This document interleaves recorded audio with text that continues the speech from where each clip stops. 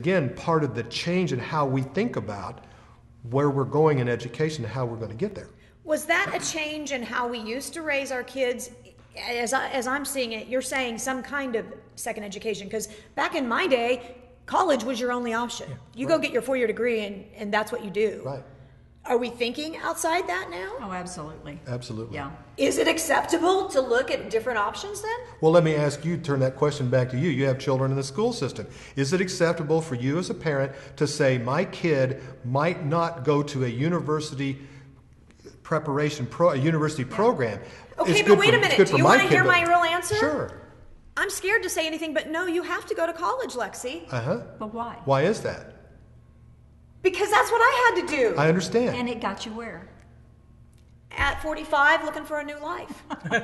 That's what it did. But the point is that you learned along the way that you can, in fact, do that. That is very likely to happen to our children today. They're going to have 7 or 8 career changes, not just job changes, 25 or 30 job changes maybe, but career changes, that's completely different.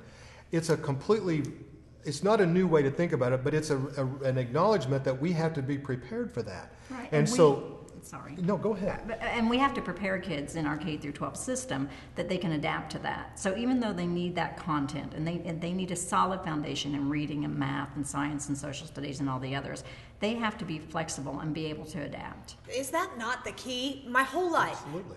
Adaptability. Yeah. Flexibility. Right. And see, we don't test that in schools. And that's one of the criticisms that we have in education, and is that, we assess lots of things. We test them in math, and we test them in reading, and we test them in science, and we have all these state assessments. But we don't really test kids or somehow make them demonstrate to us that they are adaptable, that they are flexible, that they are creative, that they are collaborative.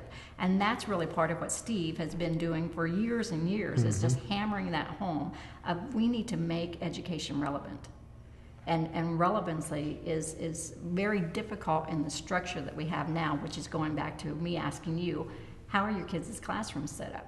That is a very telling sign as to how your teacher is approaching education, just in terms of how they set their classroom up. She makes a great segue to the next thing that I think is important for us to consider, because she's outlined a few of these additional measures that we should pay attention to, and that is what we've determined to be 21st century skills and knowledges. And it's a foundation of, some people call it workplace skills, it's the dependability, it's the self-directedness, it's showing up on time. Well, if you can teach my kids that, dudes, I'm going to send them to whatever school you got. But you see, we don't test that in a normal environment. And so that's, again, one of the things that we've determined is essential. So a secondary kind of approach to how we're changing education is we're embedding those kind of skills and knowledges in our standards and our assessment system. Now that's a big task, and that's a major change in focus. And yay! Look, they're really working on all that stuff, dudes. That's the good news, don't you think? It is good news. You want a commercial break? Commercial break. That'd be me. Woohoo! Check out the outfit from Pink Saloon. Pink Saloon, it's moved from El Dorado to Wichita. If you've never been there, you gotta go. It's at, do you remember where it's at now? No. Oliver and Douglas, over there by Aspen Traders, or Aspen Boutique, whatever their name is. Anyway, but Pink Saloon is where you're headed, because free people, they're really into these flowy kind of flyaway cardigans. We learned that last time. Yes, we did. And get this, I do not get this, but a plaid belt from Betsy Johnson. These are blank jeans and a Michael Stars top. Ooh, that was a little suggestive, sorry. Anyway, get this. Brooke says, from now on, when you watch My New Life, if you see me on Facebook, if you've talked about my clothes, you go in and say, dudes, Anita wore it, 10% off. So anyway, thanks, Brooke. Did you like? I'm always amazed. Always amazed. Oh.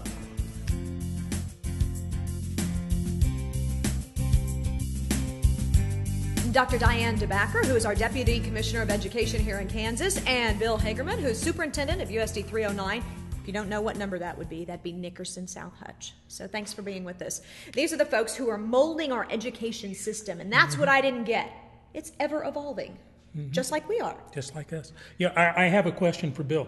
We actually talked about this last week, Bill. I ran into a group of teachers from East High here in Wichita. They had T-shirts on that said rigor, relevance, and relationships. Tell us about that. That's some language that's been noted as the new 3 R's. And it comes back to what we said earlier about relevance in education and so on.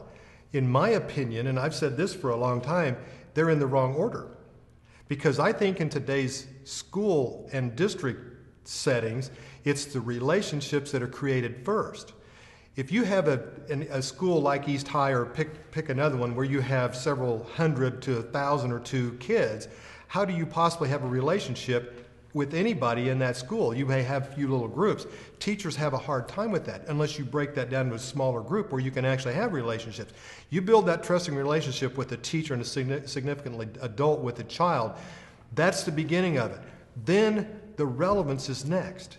If a kid understands, why am I needing to know this and what am I going to do with it when I learn it, then the rigor will follow. They will work as hard and they will learn whatever they have to get where they want to go. Back to that career plan again. So in that order. And a saying that we often hear in education is that kids don't care as a teacher what you know until they know that you care. That's right.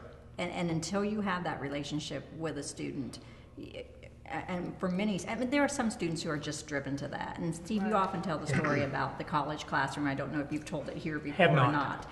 But that's a great story, because there are students and that, you know, they're going to go to school and they're going to be great students just because they are. That's how they're wired. Right. And there are other students who come into the classroom and their triggers need to be set off in different ways.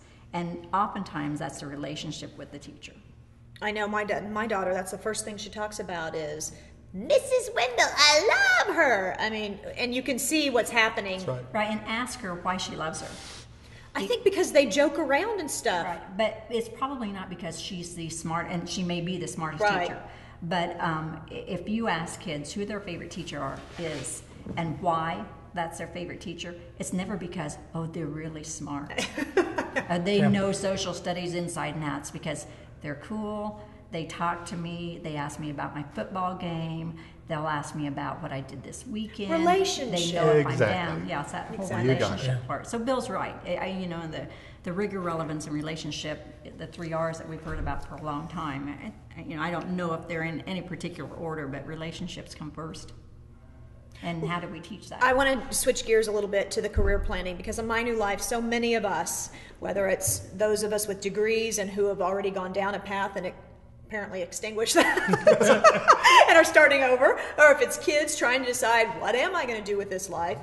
How do we tell them what their options are? All I knew is what my family did, and I see that over and over again. Mm-hmm. You're comfortable, you know that, you go into the media or farming or whatever.